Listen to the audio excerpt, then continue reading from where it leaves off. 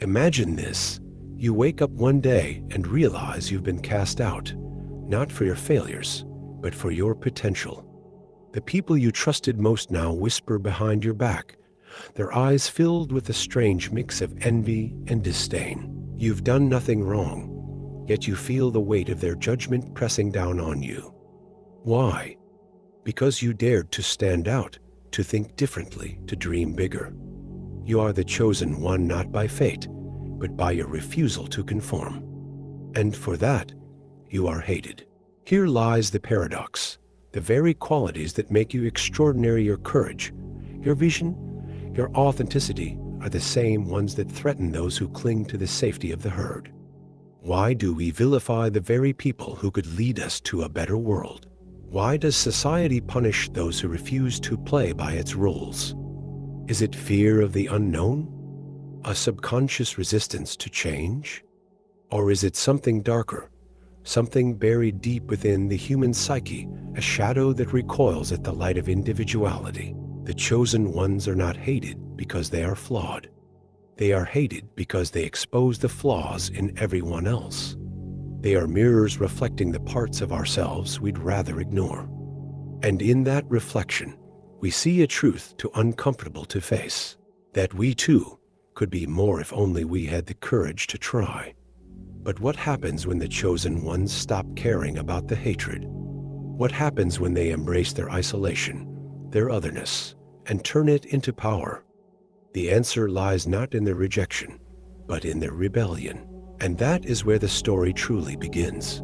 To understand why the chosen ones are hated, we must first confront the uncomfortable truth about human nature. Carl Jung called it the shadow, the part of us we bury because it's too painful to face. The chosen ones, by their very existence, force us to confront this shadow. They embody the potential we've abandoned, the dreams we've sacrificed, and the truths we've ignored. And in their light, we see our own darkness. Friedrich Nietzsche understood this dynamic well. He spoke of the herd mentality, the instinctive drive to conform and suppress individuality. Society, he argued, is built on mediocrity because mediocrity is safe. It doesn't threaten the status quo.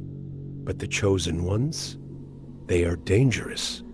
They disrupt the illusion of stability. They remind us that we are capable of more, and that reminder is unbearable for those who have settled for less.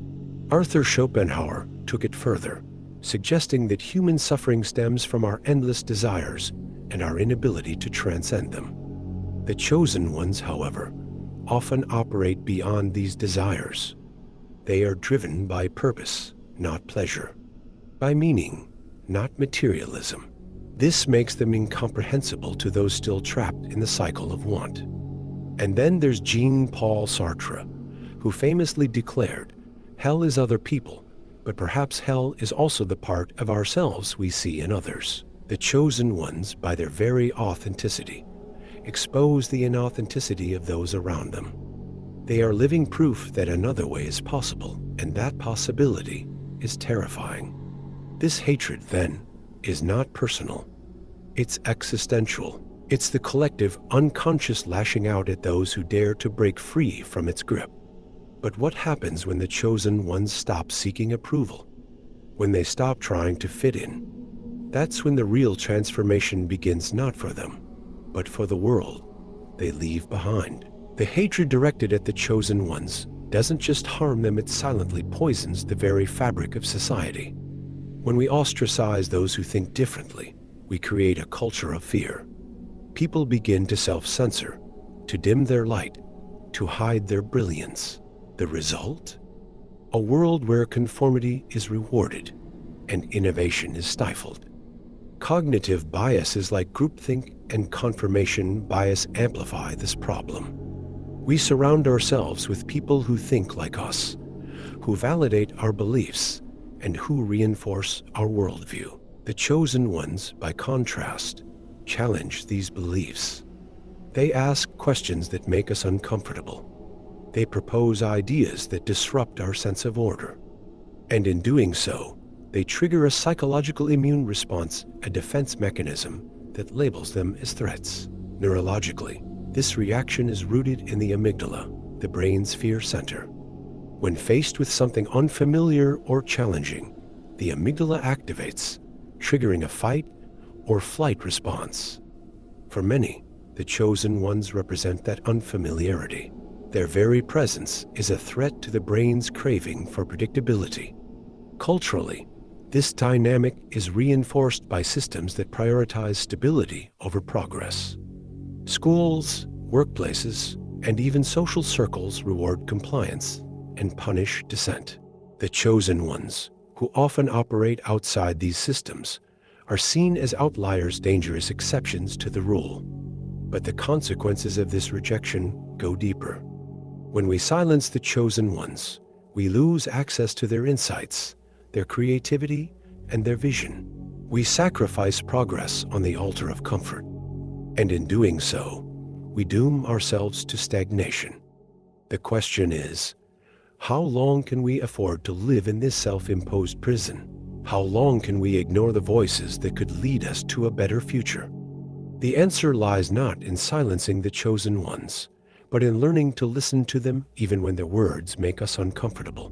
The chosen ones are not doomed to be hated forever. Their rebellion begins not with defiance, but with self-awareness.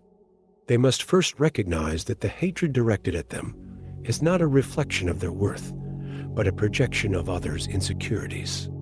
This realization is liberating. It allows them to detach from the need for external validation and embrace their true selves.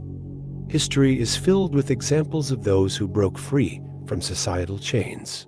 Figures like Socrates, who drank hemlock rather than renounce his beliefs, or Galileo, who stood by his discoveries despite persecution, remind us that the chosen ones often pay a price for their vision. But their legacy endures because they refuse to conform. The key to breaking free lies in a radical shift in perspective. Instead of seeing rejection as a failure, the chosen ones must view it as a sign of their impact. As Nietzsche wrote, "The higher we soar, the smaller we appear to those who cannot fly." This mindset transforms isolation into empowerment. Practical steps can also aid this rebellion. Surrounding oneself with like-minded individuals who value authenticity creates a support system. Engaging in shadow work, confronting and integrating the darker aspects of the self builds resilience. And cultivating a sense of purpose beyond societal approval provides an unshakable foundation. But perhaps the most powerful act of rebellion is to stop seeking acceptance altogether. When the chosen ones stop caring about being liked, they become unstoppable. They no longer bend to the whims of the crowd.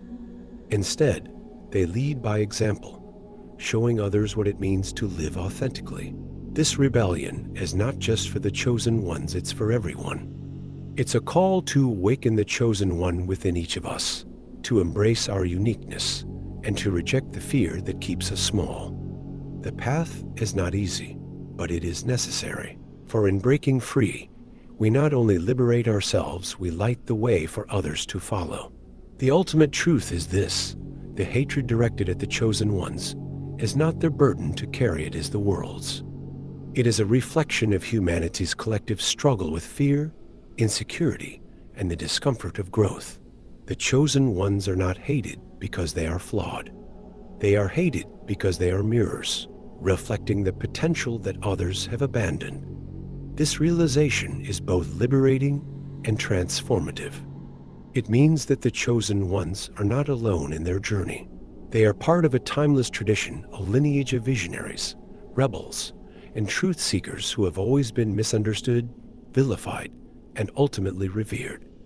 From Socrates to Galileo, from Nietzsche to Jung, the chosen ones have always been the catalysts for change, the ones who dared to question, to dream, and to disrupt. But here's the final, most powerful truth. The chosen ones are not special because they are chosen. They are chosen because they choose themselves. They embrace their uniqueness, their flaws, and their purpose, even when the world tells them to shrink. And in doing so, they give others permission to do the same. The hatred, then, is not a curse, it is a testament to their impact.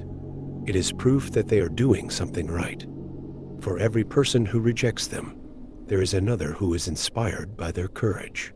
For every voice that tries to silence them, there is a whisper of hope that grows louder. So, to the chosen ones, wear your isolation as a badge of honor. Let your light shine, even when it blinds those who fear it. And remember, the world doesn't hate you because you're different, it hates you because you remind it of what it could be. And to everyone else, the chosen ones are not your enemies. They are your guides, your mirrors, your possibility. The question is not whether you will hate them or love them, it's whether you will have the courage to join them. The choice is yours.